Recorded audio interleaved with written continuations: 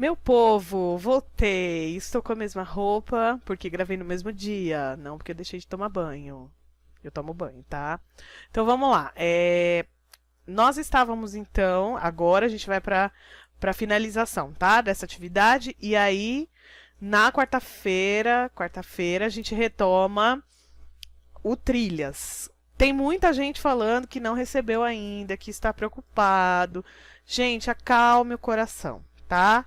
Quem não recebeu, eu sempre separo um arquivo, faz no arquivo que fica no Classroom, não consegue acessar no arquivo, responde no seu caderno, fotografa e me manda. Tem a mesma validade, tá?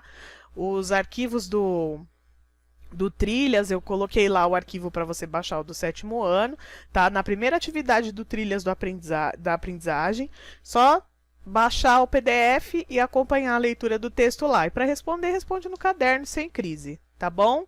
Sem crise, sem desespero. Outra coisa que eu ia falar também, antes da gente começar. Tem alguns alunos que estão mandando atividade em branco, então verifica, tá? A hora que você mandar, entra de novo, dá uma olhada se realmente veio. Quando o aluno fotografa, aí é certeza, né? Porque aí a foto, carregou a foto, tá tudo certo. Mas tem aluno que tá me mandando atividade em branco, muitas atividades em branco. Ela fica marcada como entregue, mas não tem nada entregue, tá? Então revejam isso. Vou colocar esse aviso também no mural segunda-feira, tá bom? Então vamos lá. A gente estava lendo o texto Porque Choramos e agora a gente vai responder a questão 10 e a questão 11. Então vamos para a questão 10. A revista em que foi publicado o texto lido é especializada em assuntos de caráter científico.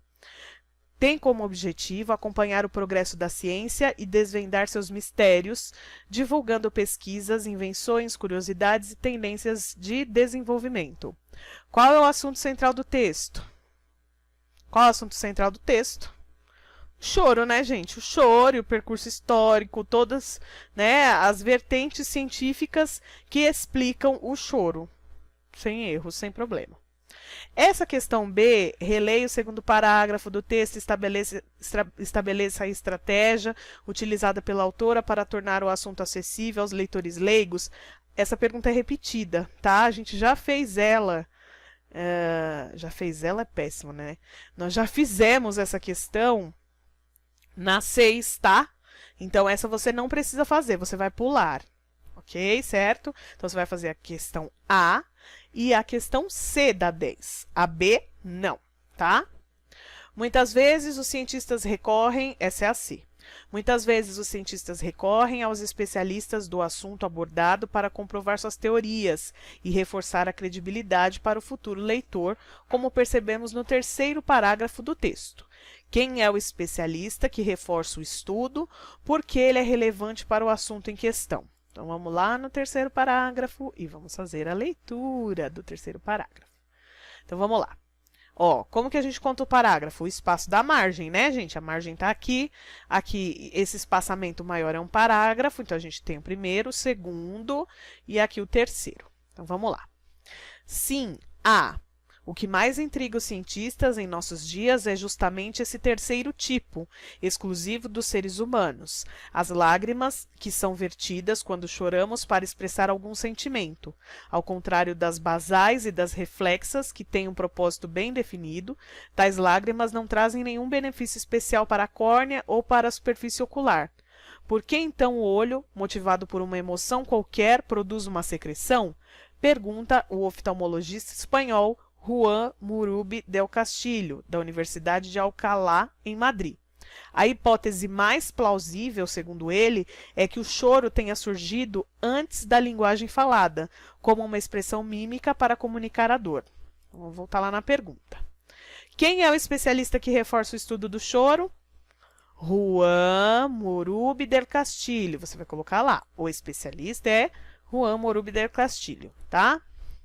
Por que ele é relevante para o estudo em questão? Por quê? Porque ele estuda exatamente o quê? Por que ele está sendo citado no texto? Porque ele faz um estudo do quê?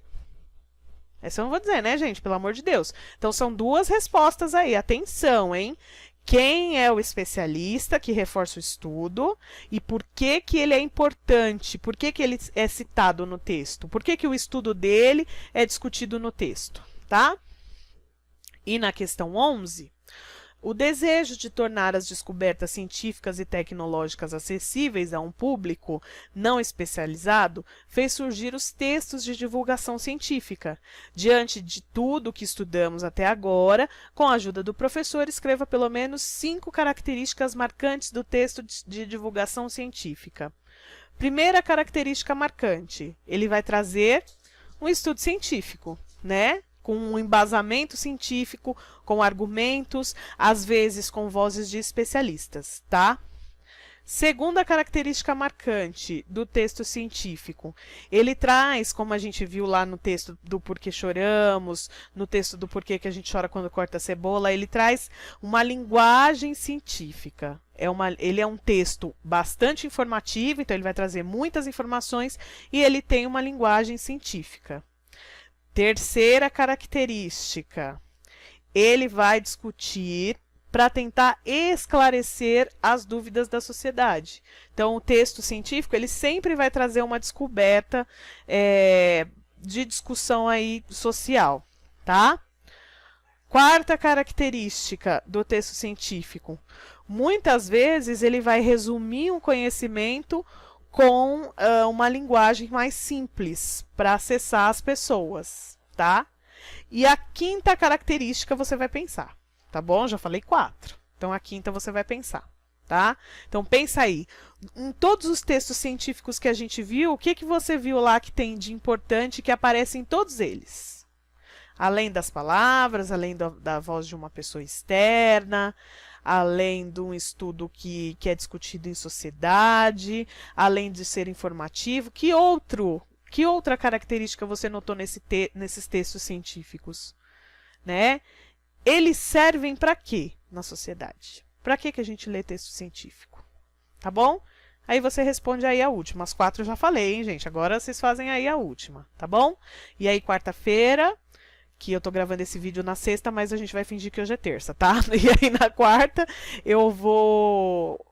a gente vai voltar no Trilhas de Aprendizagem, tá bom?